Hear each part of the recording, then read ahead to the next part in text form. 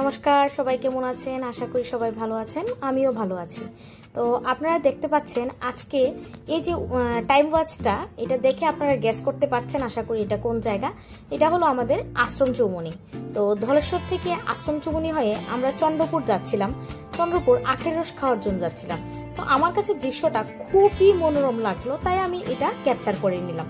তো আপনারা দেখতে পাচ্ছেন যে এখানে আকাশটাও বড়ই সুন্দর লাগছে এবং চারিটা দিক এতই ভরা ভরা লাগছে গাছে যে খুব সুন্দর প্রাকৃতিক দৃশ্য। তো এগুলি আমরা পার করেই আমরা চলে যাচ্ছিলাম আখের রস খেতে। ঠিক আছে, তো দেখুন এখানে যেতে যেতে আমরা কি করলাম, বাঁদিকে ঠিক চন্দ্রপুর স্ট্যান্ডটা আছে ওইটার সামনে আমরা একটা বাজার দেখলাম। ঠিক আছে, তো বাজারটা দেখে আমার কাছে এতই ভালো লাগলো, কারণ এখানে আমরা পায়রাগুলো দেখতে পেলাম, তারপর খরগোশ দেখতে পেলাম, রাজহাঁস দেখতে পেলাম, তো অনেক রকমের মুরগি দেখতে পেলাম, অনেক রকমের এখানে পাখি